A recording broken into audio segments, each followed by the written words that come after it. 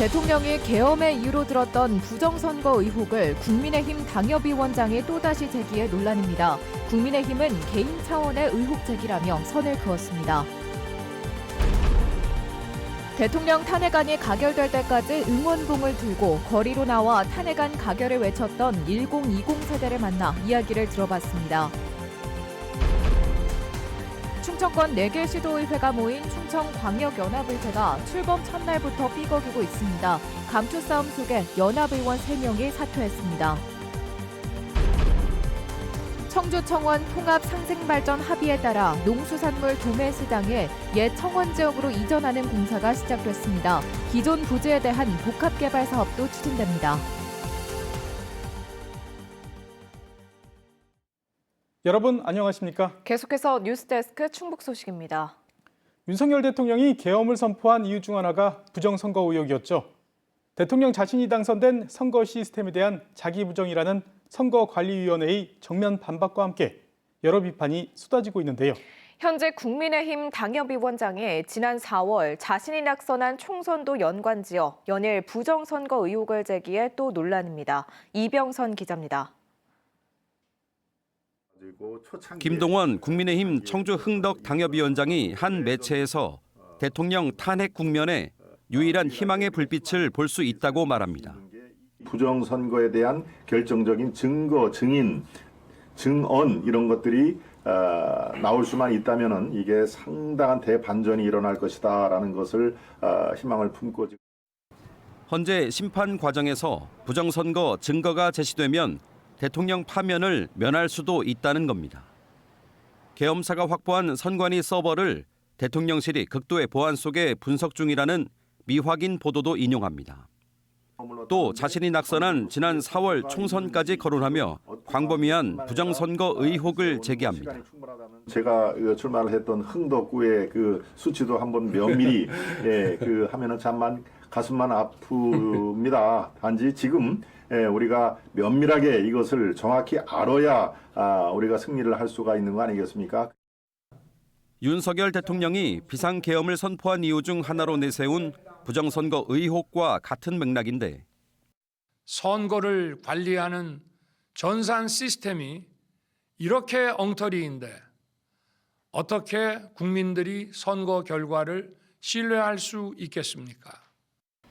이에 대해 선관위는 자신이 대통령으로 당선된 선거 관리 시스템에 대한 자기 부정이라며 강력 규탄한다는 보도자료까지 내놨습니다. 북한이 해킹을 했습니까, 선관위를? 국정원 그 조사 결과 해킹한 흔적은 찾을 수 없다고 결론 내렸습니다. 청문회를 앞둔 신임 헌법재판관 후보자 3명도 의견서에서 부정선거 의혹이 구체적으로 증명된 바는 없다고 밝힌 것으로 전해졌습니다. 정확한 근거도 없이 극우 집회나 유튜브에서 주장하는 부정선거 의혹을 대통령에 이어 국민의힘 현역 당협위원장까지 제기하는 데 대해 비판이 거센 이유입니다. 사회를 양분화시키는 데 아주 결정적인 역할을 할 수밖에 없다 보고 결국은 이게 사회 분열을 조장하는 대표적인 요소 중에 하나라는 걸 저는 가장 우려하는 부분입니다. 더불어민주당 충북도당 대변인단은 논평을 통해 국민의힘 주요 당직자와 당원들이 대통령의 의혹 제기를 확산시키는 건 민주주의에 대한 위협이라며 강력히 처벌할 수 있는 입법 조치가 필요하다고 밝혔습니다. 이에 대해 김동원 당협위원장은 차제에 실체적인 규명을 해야 다음 선거에도 되풀이될 소모전을 막을 수 있다는 취지라고 반박했습니다. 국민의힘 관계자는 당협위원장 개인이 부정선거 의혹을 제기한 것일 뿐 당 차원에서 공식 의제로 채택하거나 기구를 가동한 적은 없다고 선을 그었습니다. MBC 뉴스 이병선입니다. 윤 대통령 탄핵안 가결을 이끈 건 응원봉으로 어둠을 밝힌 대규모 촛불 집회였습니다. 특히 계엄을 처음 경험한 1020 세대들이 거리로 나서면서 피를 흘리지 않고 민주주의를 지켜냈다는 평가를 받았는데요. 이들을 거리로 나오게 한 동력은 무엇이었는지 또 어떤 미래를 그리고 있는지를 이초원 기자가 들어봤습니다. 윤석열 대통령 탄핵을 외치는 집회 현장. 인기 아이돌 그룹 노래가 흘러나오고 K-팝 응원봉과 응원 도구가 등장했습니다. 이른바 꺼지지 않는 촛불로 불리는 응원봉이 집회에 등장한 건 주로 10대와 20대 청년들 덕분입니다. 거리에 나섰던 대학생들은 탄핵 소추안이 가결된 이후 처음 경험해본 악몽 같은 비상계엄을 떠올렸습니다. 일상의 평화를 한순간에 빼앗길 수 있다는 것을 알게 됐습니다. 민주주의 국가에서 이렇게 강압적으로 자신의 권위를 지키기 위해서 한 거는 불합리하다고. 대학생들이 한 명씩 개인 명의로 대자보를 붙이다 보니 어느덧 하나둘 모여 교내에서 촛불 집회도 열게 됐습니다. 그동안 집회와 시위를 바라보던 시선도 반성하게 됐고 사회적 약자와 소수자들을 한 번 더 생각하는 계기가 됐습니다.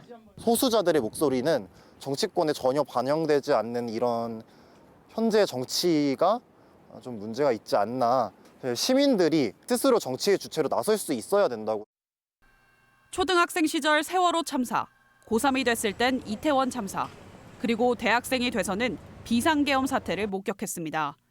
나라가 국민을 지켜주지 않기 때문에 스스로 지켜내야겠다고 다짐했습니다. 내가 이런 평온한 일상들을 살면서 이런 여가 생활을 누리다가 이런 사고를 또 제가 당했을 때 나는 이 나라 정부한테 좀 보호를 받을 수 있는 위치인가? 다시 국가 권력이 민주주의를 무너뜨린다면 또 거리로 나설 것을 다짐했습니다. 집회 시위가 단순한 약간 항의가 아니라 약간 대한민국의 약간 새 출발이 되는 그런 전환점을. 이들이 꿈꾸는 미래 대한민국은 의견이 다르다고 반대 세력으로 내몰지 않고 서로를 존중하는 세상입니다. 우리가 뭘 할 수 있느냐 또는 쟤 너무 나댄다 이런 시선들이 주변에 많은데 한 사람부터라도 계속 목소리를 내면 그걸 바꿔나갈 수 있다고. 일상의 평온함은 당연하지 않고 스스로 나서지 않으면 지킬 수 없다는 것을 알게 된 이들이 차가운 거리로 나서면서 민주주의를 지켜낼 수 있었습니다. MBC 뉴스 이초원입니다. 더불어민주당 충북도당이 김수환 제천시 의원을 제명했습니다. 민주당 충북도당은 해당 행위로 해부된 김수환 제천시 의원에 대해 윤리심판원이 제명을 결정했다고 밝혔습니다. 김 의원은 음주운전으로 당원 자격이 정지된 상태에서 전원표 지역위원장이 권위주의적이고 강압적이라는 내용의 의견서를 단체 메신저에 올렸다 윤리심판원에 회부됐습니다. 김 의원은 재심을 청구할 예정입니다. 전국 최초로 충청권 4개 시도가 모인 충청광역연합 출범을 앞두고 광역연합의회가 하루 먼저 출범했습니다. 그런데 의장단 선출을 두고 지역 간 감투 싸움이 벌어지면서 첫날부터 의원 3명이 줄사퇴하는 촌극이 빚어졌습니다. 정재영 기자가 취재했습니다. 충청권 4개 시도의회가 4명씩 동수로 구성한 충청광역연합의회 첫날. 충북 노금식 의원이 경쟁자인 충남 김봉만 의원을 꺾고 초대 의장에 선출되자 충남 의원들이 다음 순서인 부의장 선출 도중 갑자기 회의를 중단시킵니다. 의장이라도 끝나고 소개를 하든지 성명 발표가 끝난 다음에 투표하기 전에 하더라도 이거는 아니. 충남이 예정에 없던 부의장 후보를 내기로 하고 난 뒤에야 속개된 회의. 이어진 부의장 선거에서 갑자기 등장한 충남과 세종이 2석을 나눠 갖는 결과가 나왔는데 이번엔 부의장에 떨어진 대전 의원이 연합의회는 싸움질만 할 게 뻔하다며 의원직 사퇴를 선언했습니다. 우리가 이 자리 다툼이라 하고 이권 다툼이라 하고 감투 싸움이라 하고 이러려고 이 자리에 모였습니까, 여러분? 충남과 대전이 의장단 선출 결과를 두고 강력 반발하는 데는 이유가 있습니다. 이미 지난 10월 31일 4개 시도 연합의원들이 임시총회를 열어 의장단을 미리 뽑아놨기 때문입니다. 당시 투표에서 초대 의장은 이번에 낙선한 충남의 김봉만 의원이, 부의장 2자리 역시 대전 박종선, 충북 이옥규 의원이 당선됐습니다. 의회가 개원하면 똑같이 표결하기로 합의했던 건데 공식 표결에서 약속과 달리 당락이 정반대로 뒤집힌 겁니다. 부의장에 낙선한 대전 박종선 의원에 이어 의장 취임을 준비했던 충남 김봉만 의원도 개원 2시간 만에 연합의원직을 던지고 집으로 돌아갔습니다. 김영환 충북지사가 초대 충청광역연합장이 되고 초대의회 의장까지 충북에서 가져가는 건 독식이라는 말을 남겼습니다. 한 동네에서 다 독식을 하면 이게 무슨 연합입니까? 그렇잖아요. 충청북도 그래 다 하면 되지 뭘. 부의장 선출이 무산된 충북 이옥규 의원까지 사퇴 행렬에 동참하면서 역사적인 개원 첫날 의원 3명 줄사퇴라는 촌극이 벌어진 충청 광역연합의회. 의회는 또 김영환 충북지사가 단독 후보로 나선 초대 충청광역연합장 표결에서도 만장일치에 실패하면서 4개 시도의 합의 추대를 무색게 했습니다. MBC 뉴스 정재영입니다. 음성군과 진천군 통합에 찬성하는 주민 서명부가 주민투표에 필요한 기준을 넘어섰습니다. 음성진천 통합추진위원회는 지난 10월부터 음성군 3,059명, 진천 3,100명 등 유권자 6,159명의 서명을 받아 자치단체 통합을 위한 주민투표 시행 기준을 충족했다고 밝혔습니다. 서명부는 음성군과 진천군, 충청북도 심사를 거쳐 대통령 직속 지방시대 위원회로 전달되며 실제 주민투표 이 시행 여부는 추후에 결정됩니다. 청주시에 이어 음성군이 출입국 이민관리청 유치에 나섰습니다.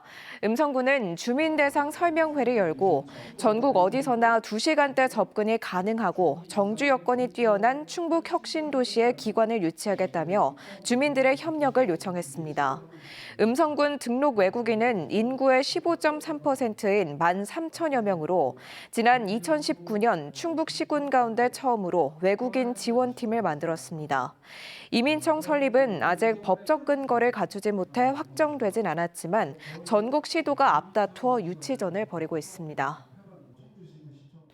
청주 청원 통합에 따라 옛 청원군 지역으로 이전하는 청주 농수산물 도매시장에 오늘 착공했습니다. 상생안이 나온 지 12년 만인데요. 현 복명동 부지에 대한 복합 개발도 본격적으로 추진됩니다. 신병관 기자입니다. 청주 농수산물 도매시장이 옮겨갈 옥산면 오산리.